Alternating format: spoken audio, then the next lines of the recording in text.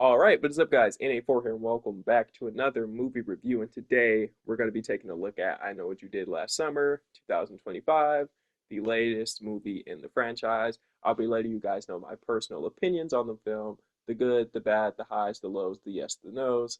And of course, if you enjoyed this kind of content, definitely feel free to drop a like, share, subscribe if you are new. I would appreciate it, and it's free. Won't cost you a dime.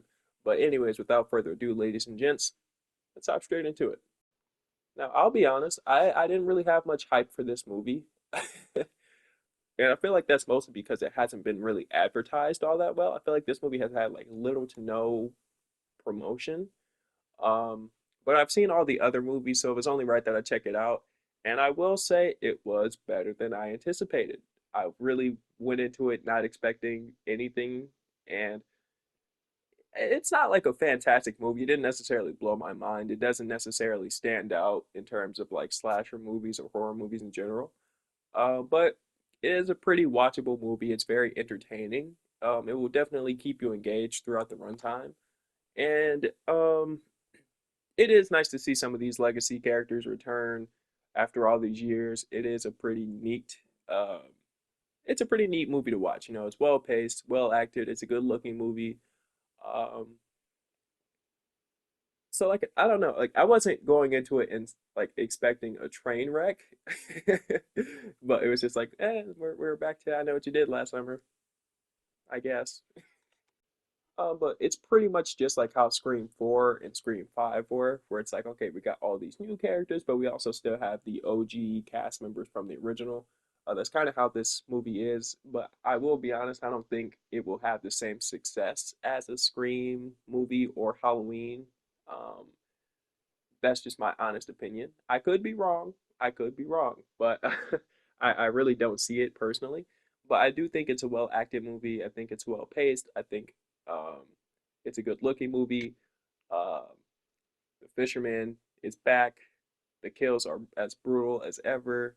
Um, and honestly, I think if you can survive the Terrifier movies like I can, in terms of like the blood and gore and stuff like that, then this movie probably won't affect you too much. But yeah, that's just me. It just might be because I've seen too many horror movies at this point that nothing really truly affects me anymore. But it's definitely brutal and gruesome, but not too much to the point where it's like unwatchable, you know. But as I expected, the movie isn't perfect by any means.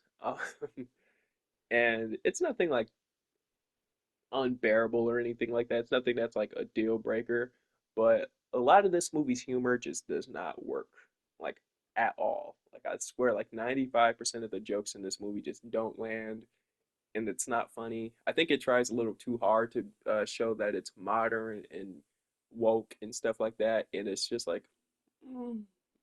like it just didn't work for me in terms of the humor. Whenever they have the fisherman, the slasher on the screen, they do this really dumb thing where it's like they make the step seem as if it's a giant in the film. Like it's like the Iron Giant or like some like massive figure, and it's like, dude, like you guys didn't need to do that. Like I swear, like every footstep is doom, doom, doom, doom. It gets really repetitive really fast. I didn't really like that too much. And this movie does a really not so smart thing with one of the legacy characters. I'm not gonna say it. I'm not gonna spoil it for you, but it's almost jarring. Like I get like the element of surprise, shock value, and things like that, but it's very out of character. It's very stupid. They made an interesting choice. It might make some people happy. Some people might think it's cool, but I personally didn't like it. I don't know, man. It's just me. But I will say they do make Ray a bit more, I don't want to say likable in this movie, but in the second movie, I Still Know What You Did Last Summer. Whenever I watch that movie, I always feel bad for Freddie Prinze Jr. because I'm like, he really had nothing to do in that movie. Like, dude is just isolated from the rest of the cast in the rain the entire movie, and I'm like, he must have had a horrible filming experience.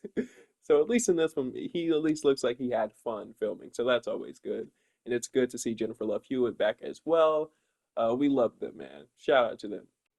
And this movie is interesting because I swear, like 90% of this movie is so predictable. There's a couple of surprise elements in there that I did appreciate, but I swear, like 90% of this movie is just like, oh, I saw that coming. Oh, I expected that. That's not the best thing ever. And another thing about this movie is it really tries to gloss over the second movie. Like it makes it seem as if the second movie is almost non-existent. Like they completely just gloss over it as if it's not even canon. But then the post-credit scene happens, and you're like, oh well, yeah, the second movie is established. So it's like, why completely gloss over the second movie in the movie itself? I didn't really understand that. I get the third movie, the straight to DVD movie that not a lot of people saw. I think it's what I'll always know what you did last summer. Yeah, we can forget about that one.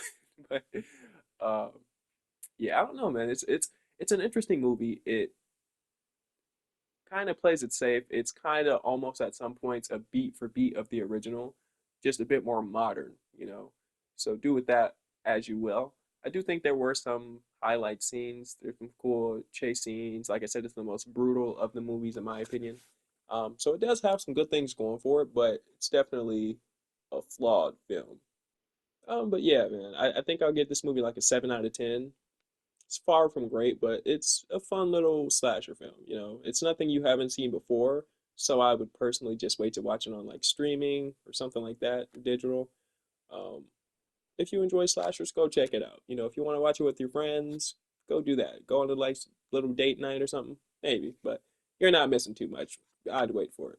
But yeah, I'm in A4 and I am out. Peace.